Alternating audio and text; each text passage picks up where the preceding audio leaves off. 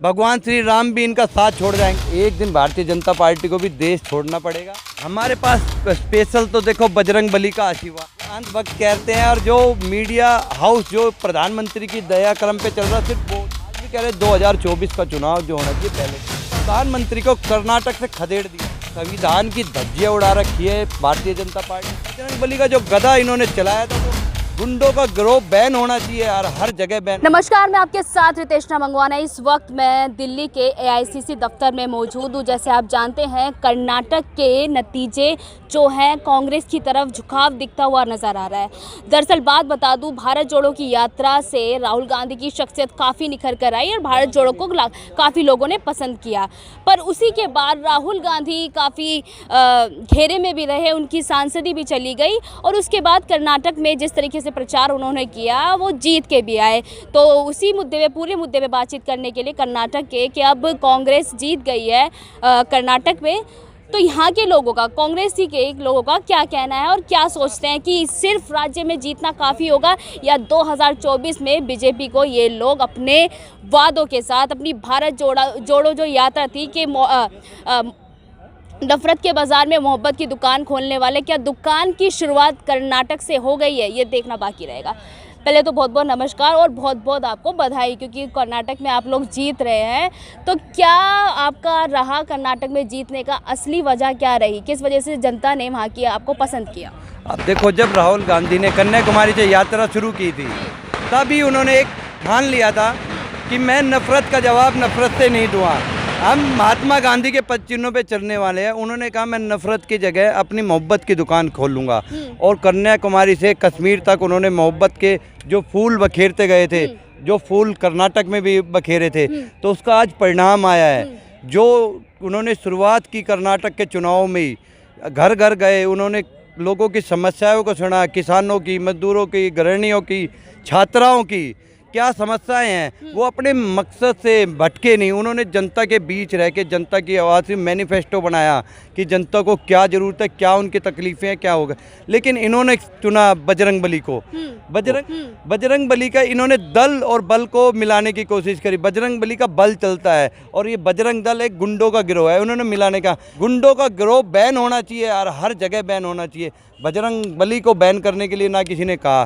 बजरंग बली का जो गधा इन्होंने चलाया था वो गधा जाके वापस इन्हीं के ऊपर चल गया और प्रधानमंत्री को कर्नाटक से खदेड़ दिया।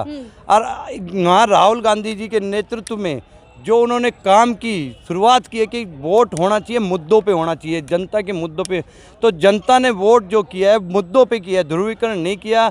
भ्रष्टाचार सबसे बड़ा मुद्दा रहा है वहाँ। 40% जो कमीशन चल रहा था, जो युवाओं का बेरोजगार रहा वो दूसरे नंबर पे रहा, गृहिणियां महंगाई से वो थी तीसरे नंबर पे। तो आप ये कहना चाहते हैं कि बीजेपी के पास कोई मुद्दा नहीं था? वहाँ के तमाम जो है वादों पे, मैनिफेस्टो पे उन्होंने भी बात करी, फ्री सेवाएं उन्होंने भी देने की कोशिश करी, पर आपके पास ऐसा स्पेशल क्या था? हमारे पास स्पेशल तो देखो बजरंग बली का आशीर्वाद था। जो बजरंग बली का आशीर्वाद, बजरंग बली तो वो लेकर आए, आपने उनके बजरंग बली भी तो बजरंग बली का तो बहुत ज्यादा रहा ना। उन्होंने बजरंग बली को कहा कि बजरंग बली हमारे साथ है, लेकिन आज शनिवार का दिन है। लोग तो राम को कैद कर लेते हैं, बजरंग बली आपके साथ आपको बता रहा हूँ, आज बजरंग बली ने साथ छोड़ा। 2024 में भगवान श्री राम भी इनका साथ छोड़ जाएंगे। भगवान श्री राम के ही दूत है बजरंग बली। जब उन्होंने साथ छोड़ दिया तो वो भी साथ छोड़ देंगे। भ्रष्टाचारियों का, देशद्रोहियों का, जो आपस में एक दूसरे को, भाईचारों को खराब करते, उनका साथ ना कभी भगवान ने दिया और ना कभी देंगे। वो उन्होंने जब भी सत्य की लड़ाई लड़ी थी, श्री राम ने और बजरंग बली ने सत्य का साथ ही दिया था। श्री राम के साथ गए थे जब, तो आज भी उन्होंने कांग्रेस पार्टी का साथ दिया है और कर्नाटक की जनता का साथ दिया है। मतलब मेन चीज़ क्या है, जो जनता है, जनता की कोई बात सुनी नहीं जा रही है। बात हो ही नहीं रही बेरोजगारी की, भ्रष्टाचार की बात नहीं हो रही, महंगाई की बात नहीं हो रही। ये हर चुनाव में ले आते हैं, धर्म को ले आते हैं और जीत जाते हैं। देखो भाई, धर्म हिंदू हमारे साथ है, हमारे साथ है। अरे हिंदुओं को भी रोजगार चाहिए। आज जंतर मंतर पे जो पहलवान बैठे हैं वे बेटियां हिंदू नहीं है क्या? अगर कोई हिंदू उनके खिलाफ बोलता तो वो भी हिंदू नहीं रहता है। वह बात होनी चाहिए मुद्दों पे। देश की जनता को महंगाई कम चाहिए, रोजगार चाहिए, आर्थिक तौर पे जो हमारा देश पिछड़ रहा है वो होना चाहिए। जो हमारे देश की बेटियां पहलवान बैठी है जो अपना हक मांग रही हैं। दरअसल बात ये है, सुनिए मेरी बात, जब आप लोग हार जाते हैं तो आप कहते हैं ईवीएम में घोटाला हुआ है, कहीं ना कहीं छेड़खानी जो है ईवीएम में हुई है। आज आप कर्नाटक में जीत गए तो आप ईवीएम के बारे में अब क्या कहना चाहेंगे? ईवीएम की मांग हमारी नहीं है, सारी विपक्षी पार्टी जो है वो बात कर रही है कि बैलेट से चुनाव होना चाहिए। वो हम जीते चाहे हारे, हमारी मांग आज भी है और कल भी यही रहेगी।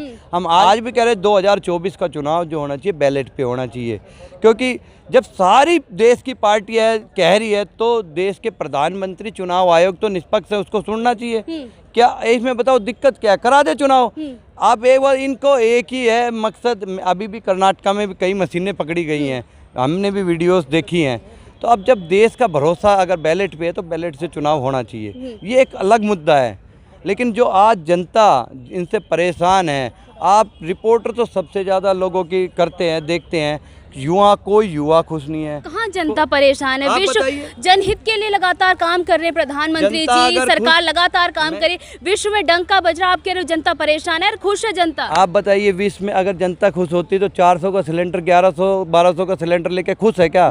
60 रुपए का तेल लेके 100 रुपए से ऊपर ले खुश है क्या? प्रधानमंत्री मोदी के लिए हम 1200 का भी 5000 का भी सिलेंडर ले लेंगे। वो अंधभक्त कहते हैं, वो अंधभक्त कहते हैं। और जो मीडिया हाउस जो प्रधानमंत्री की दया क्रम पे चल रहा सिर्फ वो कह रहे हैं। आप बताइए कितने अनेकों पत्रकार हैं जिनको कोई बेनिफिट नहीं मिलता सरकार से, लेकिन वो फिर भी सच्चाई दिखा रहे हैं। मैं कह रहा हूँ आप मुद्दों पे बात करो, मुद्दों पे चुनाव लड़ो। मैं भी मतलब युवा है, रोजगार चाहिए। आप मेरा घर किससे चलता आप बता रही भाई, मैं भी कह रहा हूँ 1000 का 5000 में कर लिए, लेकिन मेरे को रोजगार तो चाहिए ना। मेरी सोर्स ऑफ इनकम बढ़ाई है ना प्रधानमंत्री। हम क्या सिर्फ 40% आपने अपने मंत्रियों की, सरकार की, अपनी पार्टी की तो बढ़ा दी कि जो भी भ्रष्टाचार 40% हमें देगा जब भी टेंडर होगा। ऐसे हरियाणा में हो रहा है, उत्तर प्रदेश में हो रहा है, हर जगह यही हो रहा है। इनको ये लगता है कि बस आपस में भाईचारा बिगाड़ो, लड़ाओ और चुनाव जीत जाओ। लेकिन कर्नाटक की राज्य में एक संदेश गया है कि जो अगर काम करेगा वोट उसी को मिलेगा। अब कर्नाटक के बाद जब ये मध्य प्रदेश, छत्तीसगढ़ जाएंगे तो ये ध्रुवीकरण नहीं करेंगे और देश में वहाँ मुद्दों की बात करेंगे। आप देखना तुरंत अब तेल के दाम भी कम हो जाएंगे, डॉलर भी नीचे आएगा, सिलेंडर के दाम भी कम होंगे। 1-2 स्टेट अगर ये हारे और सब महंगाई भी डाउन हो जाएगी, सब चीज़ें होंगी। इनका एक ही इंजेक्शन है भारतीय जनता पार्टी का, चुनाव में हराओ, महंगाई कम कराओ, पेट्रोल डीजल दाम कम करो, रोजगार पाओ। तो जब इनका यही एक चारा है कि चुनाव में हरा के ये सब होगा, तो जनता ने अब ये विकल्प चुन लिया है कि अब जनता इनको हराएगी और अपनी महंगाई, रोजगार की जो बात है वो इन तक पहुंचाएगी। पर वहीं जहां देखा जाए तो कर्नाटक में आपकी जो सरकार है कांग्रेस के खिलाफ जो है बीजेपी पार्टी, जहाँ पर इलेक्शन कमीशन होते हैं उनके ऑफिस जाते हैं, कहते हैं इस पार्टी की सब जो है सारी चीज़ें रद्द कर दो। इस पर क्या कहना चाहेंगे? देखो इन्होंने राहुल गांधी की सदस्यता रद्द कर दी, उनका मकान भी छीन लिया, लेकिन राहुल गांधी तक उफ तक नहीं की। देखो जो है अब कोर्ट में मैटर है, सुप्रीम कोर्ट तक जाएंगे, जो कोर्ट का फैसला वो करेंगे। इन्होंने इतना करने के बावजूद भी पार्टी देखो किस तरह पे आगे और ये संघर्ष कर रहे हैं। और संघर्ष करने के बाद आज कर्नाटक में हमने जीते, कोई हमारे पास धन बल नहीं था, कोई हमारे जो नेता इन्होंने तोड़ के ले जाते पैसों में वो कर रहे थे वो नहीं, हमारे पास सिर्फ क्या थी ऐसा तो नहीं, राहुल गांधी ने जो इतना बड़ा बलिदान दिया है, सदस्यता उनकी चली गई, कर्नाटक से ही घर भी छिन गया, बंगला भी छिन गया, तो वही बलिदान जो है आज कर्नाटक की जनता को अच्छा लगा? राहुल गांधी ने बलिदान दिया है। आप बताइए उन पे क्या था? मानहानि का केस था। आप गुजरात की कोर्ट में फैसला करा रहे हो, फिर उसका मतलब वहाँ से तुरंत बाद अगले ही दिन उनका घर की लाइट काट दे तो बिजली काट दे। आप बताइए देश के इतने विपक्ष के नेता राहुल गांधी के साथ जब ये हो रहा है तो आम जनता के साथ क्या होता होगा? संविधान की धज्जियाँ उड़ा रखी है भारतीय जनता पार्टी ने, कानून राज बचा नहीं है, लोग वक्त का इंतजार कर रहे हैं। देखना 24 का दौर होगा, ये आज घबरा जाएंगे, इससे इनको सबक मिलेगा। 24 का है, 24 में परिणाम अलग होगा, तस्वीर अलग होगी। कहते हैं घबराते कांग्रेस ही है, कांग्रेस से ही, जो कांग्रेस का नाम सुनते ही भ्रष्टाचार का नाम सुनाई देता है। कांग्रेस का वर्कर देखो अपना अडिग है, तब भी सड़कों पे संघर्ष कर रहा था, आज भी सड़कों पे संघर्ष है। कांग्रेस कभी मतलब देश की आज़ादी से लेके आज तक संघर्ष से कभी पीछे नहीं हटी है और करती रहेगी। 24 का चुनाव आएगा तब भी करेगी, इसके बाद मध्य प्रदेश, राजस्थान, छत्तीसगढ़ जब भी करेंगी। कांग्रेस का एक एक कार्यकर्ता संघर्ष से पीछे नहीं हटता।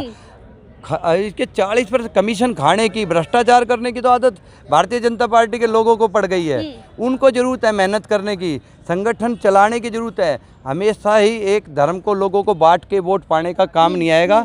बांटने के उससे तो अंग्रेज भी देश छोड़ के चले गए थे, तो एक दिन भारतीय जनता पार्टी को भी देश छोड़ना पड़ेगा। और जो प्रधानमंत्री कहते हैं ना, मैं झोला उठा के ले जाऊंगा, तो उस झोले में इन जो जितने चीफ मिनिस्टर हैं ना, उनकी तस्वीरें भी अपने साथ ही लेके जाएंगे। अच्छा। ये सफाया हो जाएगा। आप बताइए, साउथ में इनकी एक सरकार नहीं है, क्या वो देश का हिस्सा नहीं है? अब कर्नाटका से नीचे देखिए, हिंदुस्तान का टेल है जो हमारे जो कदम है, आज जनता ने उनके मतलब जो है कदम काट दिए हैं। जब उनके कदम ही नहीं रहेंगे तो आगे क्या चलेंगे? नीचे कोई सरकार नहीं है, ये जा रहे हैं कहीं दल बल पे अपनी सरकार बना लेते, लेकिन जनता से चुनी हुई सरकार इनकी कहीं नहीं बची है। जहाँ है, आप मध्य प्रदेश में भी देखा, इन्होंने कांग्रेस के विधायक तोड़ के बनाई थी। अब दोबारा चुनाव होंगे, मैं आपको 100% लिख के दे रहा हूँ, मध्य प्रदेश में कर्नाटका से भी अच्छा रिजल्ट आएगा और वहाँ कांग्रेस की सरकार बनेगी। क्या दक्षिण से आप लोगों ने बीजेपी को बाहर का दरवाजा दिखा दिया है? मैं कह रहा हूँ दक्षिण की 158 सीटें हैं। मैं खुद अपना आंकड़ा 158 सीटों में भारतीय जनता पार्टी की 158 में जमानत जब्त है।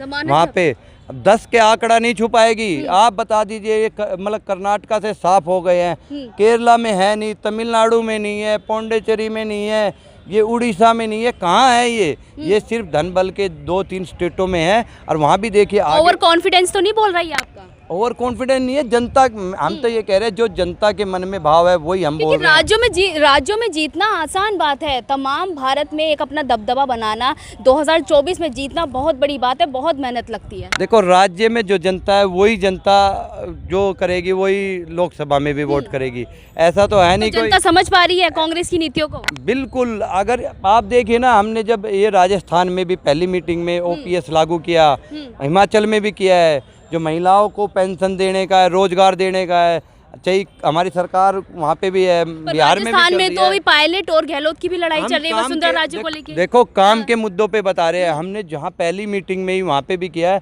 और जो कर्नाटक में भी वादे किए हैं, पहली मीटिंग में जो पहली कैबिनेट मीटिंग होगी, जो भी हमने मैनिफेस्टो में वादे किए हम पूरे करेंगे। और आगे भी जो सरकारें मध्य प्रदेश में जो वादे किए जाएंगे, अगर जनता को हमारा काम पसंद आ रहा है और हमें आगे मौका दे रही है, तो आप भारतीय जनता पार्टी को तो सीख लेनी चाहिए इससे कि लोगों को काम चाहिए, धन बल से नहीं चाहिए, और ना इसे ध्रुवीकरण की राजनीति चाहिए। अंतिम सवाल है, कर्नाटक के CM कौन होंगे? DK शिव कुमार भी इस जित में? जो भी विधायक होंगे, जिसने भी अब विधायक दल की मीटिंग होगी, विधायक जीत के आए हैं, और उनका जिस नेता में ये होगा अपना कि हमारा ये नेता है, हमारे ये आगे 5 साल काम करेगा, ये है, तो उसको हम चीफ मिनिस्टर बनाएंगे। आज मीटिंग हो जाएगी, अभी वहाँ पे सारे विधायक बेंगलोर में बुला लिए हैं, उसके बाद जो भी विधायक निर्णय लेंगे आप लोगों को मैनिफेस्टो पे कब से काम होने लगेगा? मैं पहली कैबिनेट में राहुल गांधी जी ने, देखो हिमाचल में भी पहली कैबिनेट में जो भी वादे किए हैं, लगभग सारे वादे कांग्रेस पार्टी पूरे करेगी आने वाले वक्त में। देखोगे कि और इसके बाद ये तो एक शुरुआत है, आगे जो मध्य प्रदेश, छत्तीसगढ़, राजस्थान, हरियाणा देखना, यहाँ कांग्रेस का एक परचम लहराएगा और 24 में आपको बदलाव होगा, नया प्रधानमंत्री देखने को मिलेगा। चलिए, बहुत बहुत शुक्रिया बातचीत करने के लिए। आप उधर देख सकते हैं, पवन खेड़ा जो है समूचे अपने कांग्रेसी कार्यकर्ताओं के साथ आए हैं। यहाँ पर अभी देख सकते हैं थोड़ी शांति हो गई है, पर सुबह के टाइम यहाँ पर आतिशबाजी हो रही थी, जश्न मनाया जा रहा था। कर्नाटक में जो लगातार कांग्रेस ऊपर चढ़ के जो उनकी सीटें आ रही हैं, उस पर ये लोग जश्न मना रहे थे, मिठाइयाँ बांट रहे थे, एक दूसरे को गले भी लगा रहे थे। तो देखना बाकी रहेगा क्या 2024 में ये लोग जीत पाएंगे, क्योंकि राज्यों में जीतना बहुत आसान है और मुद्दों के साथ जीतना भी बहुत आसान है। पर क्या 2024 में ये लोग, जो बीजेपी कहती थी कि हमने कांग्रेस को वहाँ पहुँचा दिया कि दूरबीन से देखने को नहीं मिलेगी, तो क्या अपने आप को ये लोग ऊपर उठा पाएंगे, ये देखना बाकी रहेगा। मैं आपके साथ रितेश मंगवाना।